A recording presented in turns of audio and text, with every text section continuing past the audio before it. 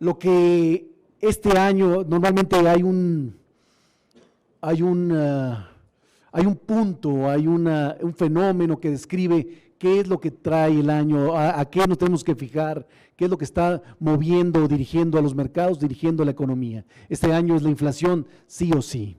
Desde finales del año pasado vivimos momentos post-pandémicos completamente inusuales, completamente únicos. Nunca habíamos vivido el encerrarnos de repente, la economía se encerró, obligó a las empresas a cerrarle la llave a su producción, a sus servicios.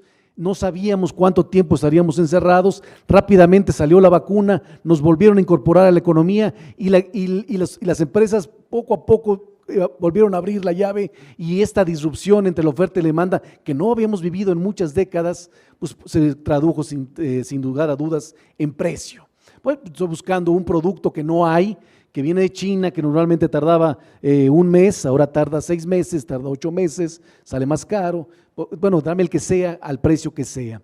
Este fenómeno lo vivimos a final de año, entonces vimos una presión anormal en la inflación. Dijimos, bueno, esto es un fenómeno post-pandémico que va a ser temporal, así lo vendimos los analistas, lo vendieron los bancos centrales, pero iniciamos el año con problemas adicionales geopolíticos. Vino Rusia, toma Ucrania y genera una disrupción en los commodities adicional a la que teníamos de logística y de otro tipo de productos. Entonces vemos al precio del petróleo tocar arriba de los $120 el barril, vemos a precios agrícolas también presionarse, a precios de metales, en general todos los precios, y provocaron que esta situación que parecía temporal ya no sea tan temporal. Si esto se le sumamos a que China, que ahí inició la pandemia en China, libró en los 2 años de la pandemia, no tuvo grandes contagios porque encerró a la gente. Bueno, este año sí sufrió grandes contagios, no tenía los anticuerpos que tiene todo el mundo y provocó que el gobierno cerrara estados muy importantes, el Beijing, Shanghái, cerrara puertos y generara otra disrupción adicional en los precios, entonces que nos mandara a niveles que no habíamos visto en décadas la inflación a nivel general. Entonces, esto es lo que ha cambiado completamente la visión, la percepción económica de una pospandemia que parecía pues prometedora o parecía regresarnos a una normalidad. Y eso es lo que está definiendo a la economía en general y a los mercados financieros.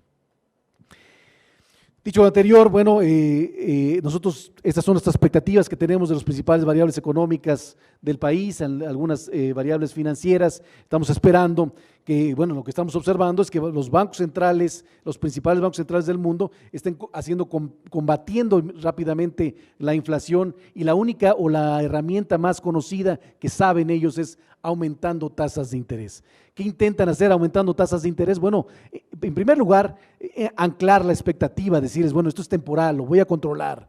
Ok, hoy está alto, pero el año que entra va a estar más abajo. Ese es el primer objetivo que quieren hacer. Pero el segundo objetivo es enfriar a la economía. Lo que conocen es que, bueno, hay un excesivo consumo que no me gusta. Quisiera que incentivara a la gente a que no consumiera hoy, que consumiera mañana, que invirtiera financieramente, agarra tu ahorro, mételo ahorita porque están las tasas muy atractivas, y ese viaje que ibas a dar, dátelo en otra ocasión, dátelo el año que entra. Esa es como un poco la intención del Banco Central, lo que conocen ellos como herramienta para bajar la inflación. Entonces, las expectativas son de tasas altas, bueno, porque la inflación no se ha cedido. Entonces, tenemos una expectativa de que la inflación no ceda quizá hasta el próximo año, pero la meta del Banco de México es abajo del 4%, entonces tampoco llegue al 4% el año que entra, que tarde 2 años en llegar a esa meta quizá. Igual, entonces esto se traduce con tasas de interés de fondeo cercanas al 11%, arriba del 10%, esas son las expectativas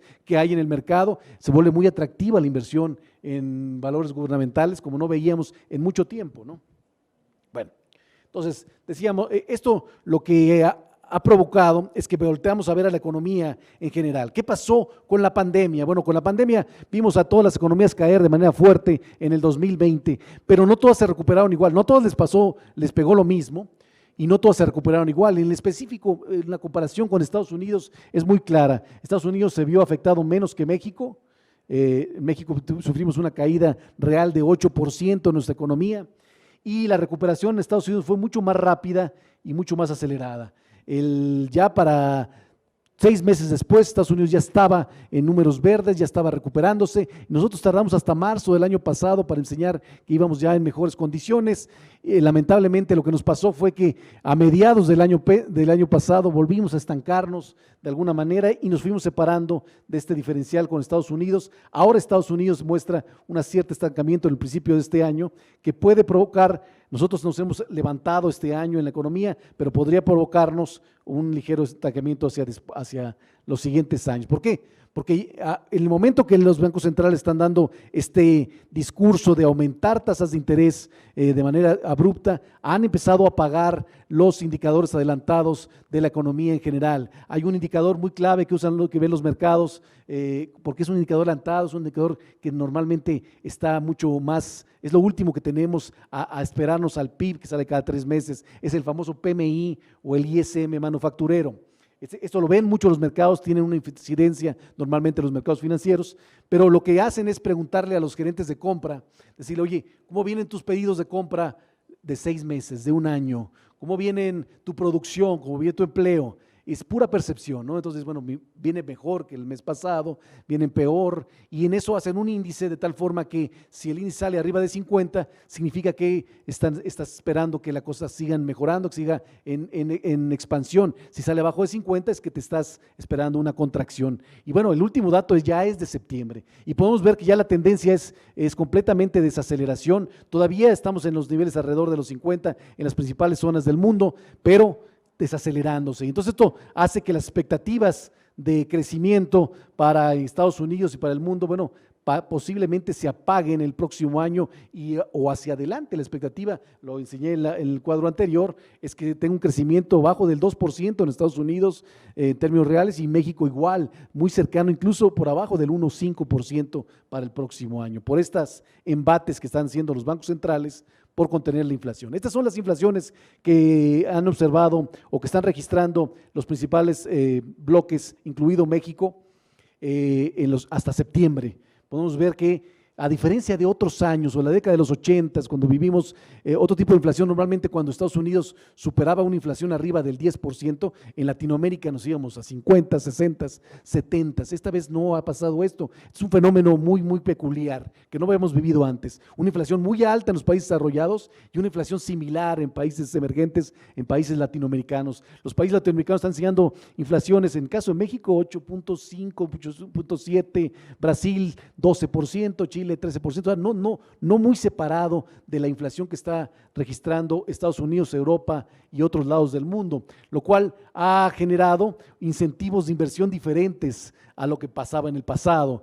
¿Por qué? Porque hoy la tasa real de interés, la comparación de tasas de interés es abismal. Mientras en Europa las tasas de interés están todavía abajo del 1%, la de fondeo, en Estados Unidos apenas se han acercado al 3%, ya los mercados emergentes andan arriba del 9%. La tasa real, o sea, la tasa nominal, quitando la inflación, ya es positiva en México, en Brasil, en Perú, en Estados Unidos y Europa no lo es, está muy negativa, tienen inflaciones de arriba del 8% con tasas del 3%, tienen una tasa real muy, muy negativa que no incentiva la inversión a esos países, y esa es un poco la razón por la cual hoy el peso mexicano está más sólido que en otros ciclos de alzas de tasas de interés, porque está más atractivo irregularmente a lo que pasaba en otros ciclos de alzas en tasas de interés. ¿Por qué subió? Adicionalmente comentábamos la inflación. Bueno, aquí está un poco representado qué es lo que está pasando en Rusia con Ucrania. Bueno, ya se tomó las zonas que eran prorrusas, ya las tomó, ya las tiene, ya las adjudicó, ya les dijo, ya lo puso en el Congreso y dijo, ya son mías, dijo Rusia. Entonces, parecía que esto tomaba una orden menor de preocupación, pero el occidente no se va a quedar cruzado de brazos. Ucrania políticamente no puede decir que perdió el 15% de su población, de su territorio, nomás porque sí. Entonces va a seguir viendo una cierta elevación de presión, elevación de preocupación en esta zona que seguirá manteniendo el precio de los commodities altos. ¿Por qué? Porque Rusia y Ucrania sí son participantes suficientemente grandes para incidir en los precios internacionales de metales importantes, de productos agrícolas importantes y energéticos importantes.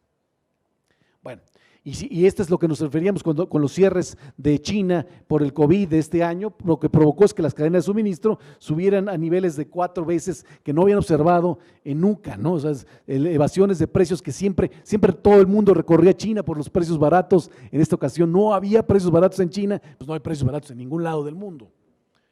Bueno.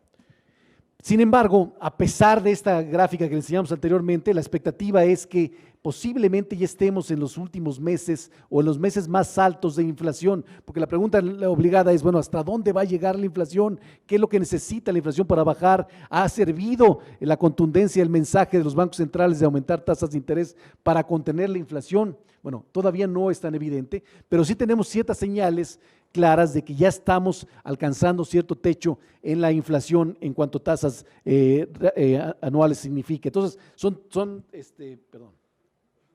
son 3 condiciones que tenemos que considerar. Primero, ¿hasta dónde llegamos en techo de inflación? Que estamos ya llegando quizá este mes o el próximo.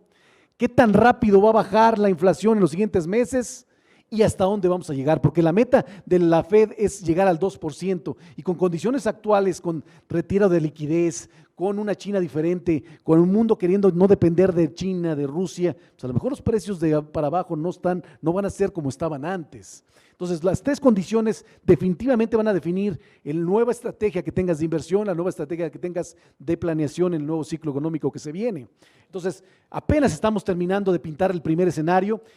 Todavía la mayoría considera que vamos a vivir meses de bajas en la inflación, pero si se dan cuenta, no son bajas como les gustaría vivir al mundo, que fueran ya rápidamente, bájate a los 2% de inflación. No, van a tardar 2 años en llegar a los niveles, o 3, a los niveles que quizá, o acercarse a los niveles que vivíamos previo a esta situación de inflación. Esto significa que hoy la percepción de tasas de interés alta pues sea por lo menos de 2 años, por lo menos de lo que resta este año, el próximo. Lo mide el bono de 2 años en la mayoría del mundo, mide que está esperando una percepción de tasas altas. Esta es una oportunidad muy atractiva de inversión, porque lo que quieren lograr el Banco Central es asustar, decir, oye, voy a contener la inflación sea como sea, porque el mercado, recuerden, el mercado hoy ya hace transacciones por minuto, lo hace por teléfono, se adelanta a la situación. Entonces, en el momento que empieza a ver que la inflación baja, dice, ya, esto ya se acabó, el año que entra en algún momento la Fed va a bajar tasas de interés porque se pasó, y entonces vamos acomodando desde ahorita. Y eso no quiere escuchar la Fed, porque lo que va a provocar es que vuelves a reactivar el consumo, vuelves a reactivar cosas que pueden provocar otra elevación en la inflación. Entonces es muy contundente su mensaje, pero no necesariamente es inflexible. Efectivamente, si la inflación baja, para marzo, abril del año que entra, su postura puede ser otra, y efectivamente sí puede ser que baje en el año que entra. Entonces, a eso me refiero, que hay mucha oportunidad de valor o mucho atractivo en los bonos que se encuentran como nunca o como mucho tiempo atrás, en los bonos de 1 año, de 2 años, que están contemplando esta posibilidad de no bajarse de los 10, 50, 11% y quizá posiblemente sí bajen a finales del año que entra. Entonces, ¿no? Simplemente considerarlo, ¿no?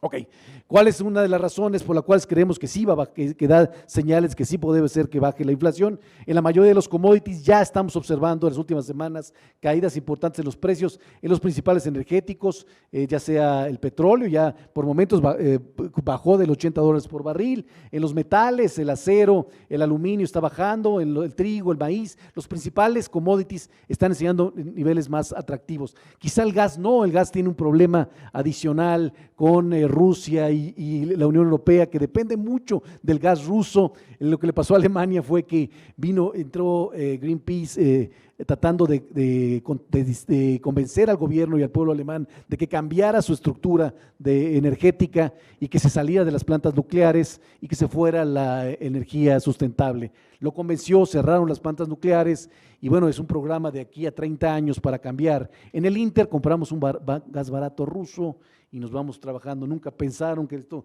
se les complicara porque dependen casi un 60% de este gas y no tienen la capacidad perdón, no tienen la flexibilidad de buscar un sustituto inmediato que no provoque aumentos en los precios. Ahora, los alemanes son muy buenos para enfrentar situaciones complejas, ya están consiguiendo, esto no les va a tardar los 30 años, lo que va a provocar es que los va a cortar a 4, 3 años inmediatamente de corregir esta situación, pero en el Inter han tenido problemas en su precio de gas y bueno, ahorita la preocupación es el invierno, cómo lo van a hacer para vivir con él, ¿no? Las cadenas de suministro ya abrieron las ciudades en China, entonces ya estamos viendo también bajas en esta situación que también nos ayudan a pensar que la inflación ya se va a contener. ¿Cuál es la parte que le falta, o lo que quieren escuchar los bancos centrales y no lo hemos podido observar? El consumo.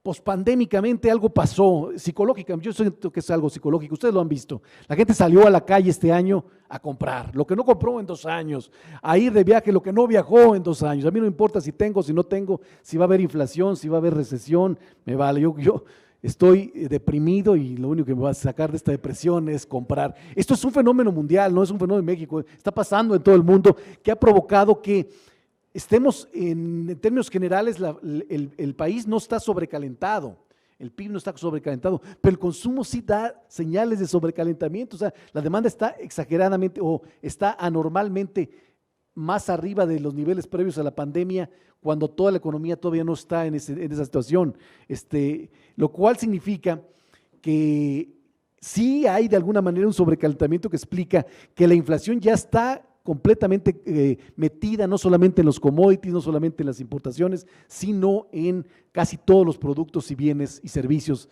de la economía. Entonces, es más complicado bajarla. Entonces, lo que quiere urgentemente el Banco Central es dar contundencia en sus señalamientos, subir fuertemente la tasa de interés para que de alguna manera le pegues al consumo de hoy. Ahora, los últimos datos que observamos en Estados Unidos, en México, de empleo, de consumo, no dan señales de enfriamiento. Las señales, ya les enseñé, las adelantadas, parece que sí, parece que se está enfriando la economía, pero sale el dato mañana de empleo de Estados Unidos y va a salir con un empleo de 200,000 empleos fácilmente. Eso no es una economía en deterioro, es una economía todavía bastante sólida. Los salarios creciendo al 5%, es una economía caliente. En México acaba de salir el empleo bastante fuerte para el mes de agosto. O sea, de alguna manera todavía no están logrando contener lo que quisieran hacer los bancos centrales, lo cual significa que seguiremos viendo aumentos fuertes en la tasa de interés. Vamos a ver un aumento 75 puntos base para el noviembre, tanto en México como en Estados Unidos. O sea, van a superar el 4% en Estados Unidos, van a superar el 10% sí o sí en noviembre y acercarnos 10,5, 4,5 para Estados Unidos. Bueno, ok, entonces, bueno, entonces, en términos generales, ya decíamos, entonces, todo va a depender de la inflación. Si la inflación muestra resiliencia, si muestra que no va a bajar, en la segunda fase baja muy lento, entonces sí es muy probable que esta señalización de los bancos centrales de que las tasas terminarán altas por mucho tiempo, pues se va a concretar.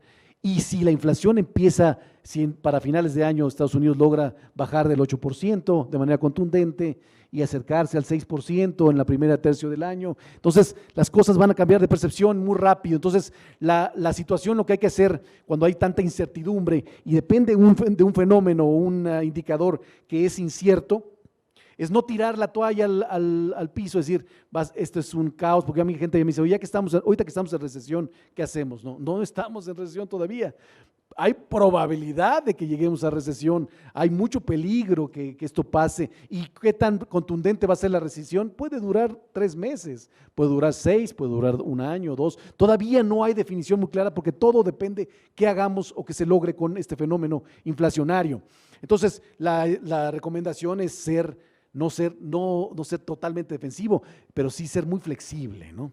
Hay que buscar oportunidades, hay que solidificar tu portafolio en lo que sí no va a quebrar, es lo único que no debes de permitir, y ya solidifica tu portafolio, busca algunas oportunidades y busca instrumentos de cobertura y instrumentos flexibles que te permitan, si las condiciones de percepción se contagian o empeoran, pues moverte a una condición de un poquito diferente, pero también tener la posibilidad de que si las cosas mejoran, porque pueden mejorar, inmediatamente no pierdas la oportunidad de los mercados que ahorita están, en el mercado bursátil ha estado muy golpeado y estamos en la disyuntiva de me salgo, no me salgo, me pierdo lo que pueda venir. Va a venir, o sea, va a venir una recuperación rápida, va a ser muy lenta con tasas tan altas. Bueno, esta expectativa hay que tenerla de manera flexible, de manera importante.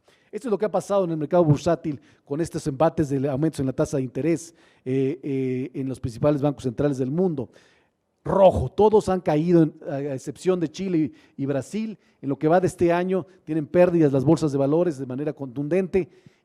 Bueno, lo interesante aquí, me llama mucho la atención, es que en un promedio de rendimiento de 5 años, promedio de 5 años, casi todos han sido rojos, con excepción de Estados Unidos. Todo el mundo ha estado muy atractivo a lo que suceda en Estados Unidos. Pero ¿qué es lo que puede pasar? ¿O qué es lo que provocó esta situación? Primero, el exceso de liquidez, el abuso de los bancos centrales por algo que no les había pasado. A mí en años anteriores me preguntaban, oye, con tantos años con la tasa en cero, con tanta liquidez que está inyectando el Banco Central de Estados Unidos, Europa, Japón, ¿por qué no hay un fenómeno inflacionario? Esto te enseñan en el primer semestre de economía, el exceso de dinero se va a traducir en inflación. ¿Por qué no lo hay? Bueno, no lo hay, pero lo va a haber. Dices, bueno, ¿cuándo? No sé. Cuando algo lo detone. Y yo creo que lo que lo mantenía un poco, hay muchas explicaciones, pero una de ellas que mantenía un poco los precios abajo, a mi juicio, era China. China, cuando le metieron a la OMC, malacostumbró al mundo con productos baratos. Tú te podías dar el lujo de inflar todos tus servicios en Estados Unidos, inflar todos tus servicios al máximo, porque podía conseguir productos baratos chinos siempre, no importa qué liquidez habría en el mercado. Hoy no, hoy el producto chino es caro por esta situación que estamos hablando, no hay opciones, la inflación está alta, no sabemos cómo contenerla de manera inmediata, y bueno, lo que ha provocado es que todo este inflamiento en los mercados financieros pues se vea completamente con una corrección demasiado normal. O sea, aquí comparamos un poco las tasas de un año en Estados Unidos con la bolsa, con el Standard & Poor's. Y bueno, normalmente el Standard & Poor's y las tasas se mueven con una correlación muy similar porque tiene que ver con el ciclo económico. Cuando viene un ciclo negativo, el Banco Central incentiva bajando tasas de interés y bueno, se concuerda con que está cayendo, se corrige la bolsa de valores o el índice, y en algún momento con una tasa muy baja procura o promueve una recuperación. Pero ¿qué le pasó en la pandemia? En la pandemia caímos rápidamente en una crisis, la gente dijo, esto va a durar muchos años, es la peor crisis que hemos visto.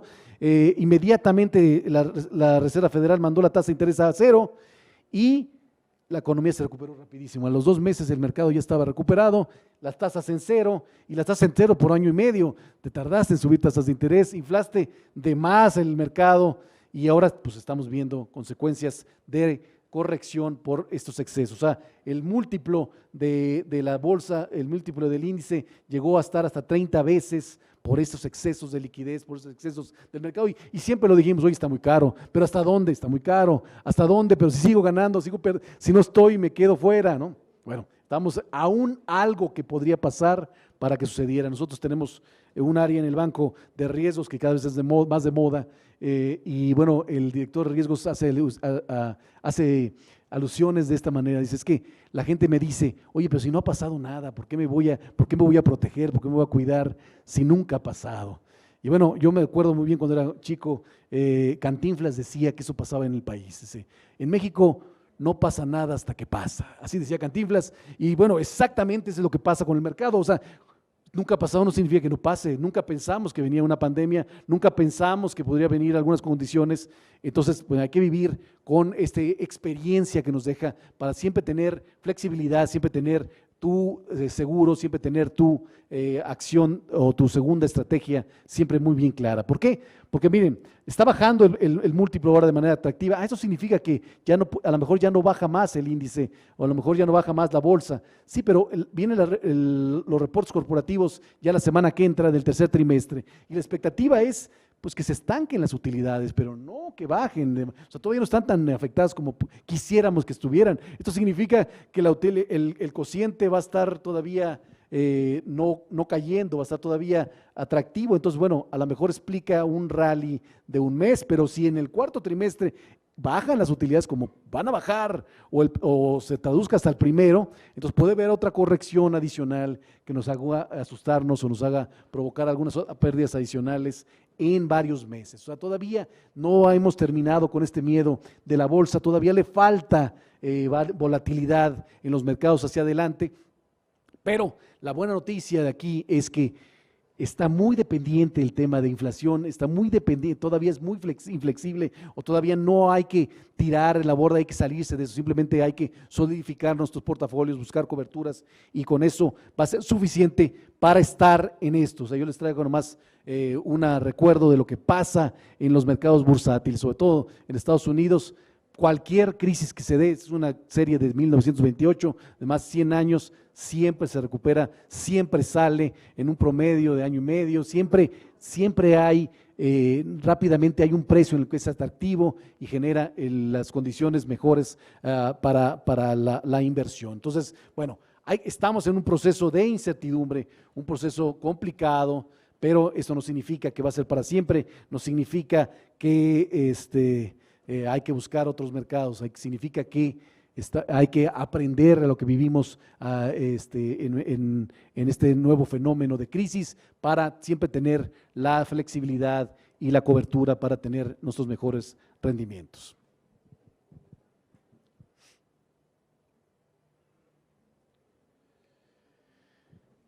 Bueno, pues en términos generales, la conclusión que llegamos es un mundo con mucha incertidumbre, dependiendo una variable incierta, una variable que no se conoce, que no teníamos de hace décadas, como es la inflación. Tenemos memoria muy corta, pero en los 90s, 80s vivimos muchas épocas así inflacionarias, pero nos acostumbraron los últimos 20 años a no tenerla. Y entonces esto ha generado mucho miedo, mucha disrupción. Bueno, ¿qué le va a pasar al crédito? ¿Qué le va a pasar a la hipoteca? ¿Qué le va a pasar a ciertos sectores que normalmente abusaron o se